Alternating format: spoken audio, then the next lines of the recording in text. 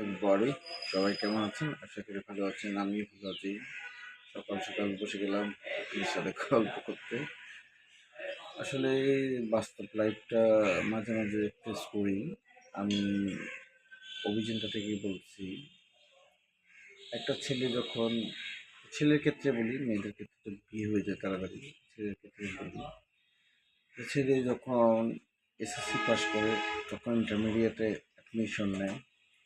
এবং অ্যাডমিশন নেওয়ার পর কেউ, ম্যাক্সিমাম ক্ষেত্রে পরিবার যদি অর্থ স্বাবলম্বী না হয় অত বেশি দূরে যেতে পারে না। মোটামুটি ইন্টারমিডিয়েটটা কমপ্লিট করার চেষ্টা করে।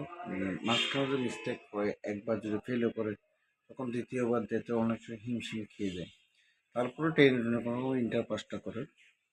এটার পাশাপাশি সে কি ডিগ্রিতে অ্যাডমিশন নেবে নাকি অনার্সে নেবে, আবার সে চাকরিও টাকা চাইবে ইন্টার পাস করে। আরে ভাই, বাংলাদেশের বাজারে তো চাকরি খুব সংকট। তাহলে আপনাকে বুঝতে হবে লেখাপড়া করলে লেখাপড়ার মতো করবেন।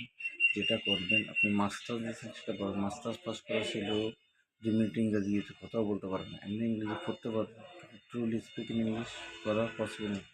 এটা দেখেছি ইন্টারভিউ ফেস করার সময়।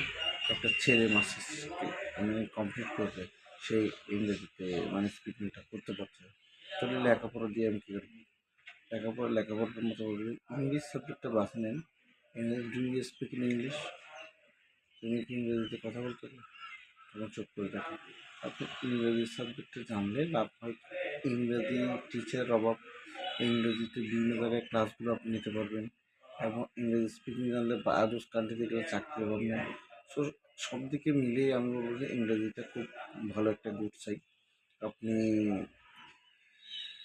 এটা নিয়ে এগোবেন। শুধু মাস্টার নিয়ে ফেলছেন, অনেকে হিন্দু হয়েও আবার অনেকে দেখি ইসলামী ইতিহাস নেয় দেখলাম। তো তুমি তো ওখানে কিছু বুঝবে না, এটা নিয়ে লাভ। তার থেকে তুমি অ্যাকাউন্টিং নাও, তারপর না হলে ইংলিশ নাও, যে কোনো একটা নিয়ে মোটামুটি পাঁচটা তো কমপ্লিট করতে হবে। যাই হোক, আরেকটা ক্ষেত্রে হচ্ছে দেখলাম যে চাকরির বিষয়টা অনেক কষ্টকর। মানে ফাইটিং করতে হয়। আসলে বাংলাদেশের প্রেক্ষাপটে চাকরি করাও খুব টাফ। তো আমি বলবো যে নিজে নিজের উদ্যোক্তা এন্টারপ্রেনার হন, কিছু করেন, ঘরে কিছু করেন, ছোটো ছোটো ক্ষুদ্র ক্ষুদ্র চিন্তা রাখুন। আমি ছোটোবেলায় এরকমই করতাম যে 20 টাকা সুপার নিচে 30 টাকা বিক্রি করলাম, 10 টাকা আর্নিং করলাম, এরকম চিন্তাধারা করতাম। এবার ছোটো ছোটো ছোটো ছোটো ক্ষুদ্র ক্ষুদ্র চিন্তা থেকে মানুষ বড় হয়ে যায়। ঠিক আছে। আবার বাসটিতে পাশ করা কিছু মেয়ে দেখলাম যে রাস্তায় রুটি এবং হাঁস বিক্রি করতে যায়। ভালো, তো খারাপ না তো। এডুকেশন কমপ্লিট করার পর চাকরির যে কিছু না থাকে এটাই করবো না, ব্যবসা না হতো। বাংলাদেশের প্রেক্ষাপটে একটা কী জানেন, মনে করেন এই আউট অফ কান্ট্রি গেলেও চাকরি আছে। পাশাপাশি একটা জিনিস হচ্ছে ছোটো ছোটো ব্যবসা থেকে আপনার পদোন্নতিটা হবে। আমি যেটা মনে করি আর কি, আমি যেটা ফিল করি, চিন্তাধারা পরিবর্তন করেন। পারলে আপনারা কল্যাণ করবেন, না পারলে তো কিছু করার নেই। যতটুকু পারবেন সহায়তা করেন। আপনার অনেকে মেয়ে মানুষ হয়ে আপনার ফেসবুক লাইভ করে অনেক টাকা ইনকাম করতেছে, কিন্তু আপনি যে মানুষকে মোটিভেট করবেন ওই জিনিসটা আপনার ভিতরে থাকতে হবে। আপনার ইচ্ছা শক্তিকে জাগ্রত করতে হবে। আপনি কি যেটাই করেন, আপনি কিছু না কিছু করতে হবে। যাই হোক, আমি সব পরিশেষে একটা কথা বলবো, আপনি যেটাই করেন ঠান্ডা মাথায় চিন্তা করুন এটাতে নিলে আমার ভালো হচ্ছে। বাংলাদেশের প্রেক্ষাপটে অনেক কঠিন চাকরি বাজার। আর বাংলাদেশের গার্ডিয়ানরা হচ্ছে, যদি একটা গার্ডিয়ান বলতে এভাবেই বলি আপনাকে, যদি কোনো একটা ছেলে বিয়ের ক্ষেত্রে যায়, প্রথমে জিজ্ঞেস করে দেন ছেলে কী করে, ছেলে একটা জব করে, কত টাকা বেতন পায়। এটা লজ্জা হওয়া উচিত। এটা আমি পছন্দ করি না। এটা আত্মমর্যাদায় পড়ে কত টাকা বেতন পায়, এটা কোনো কথা?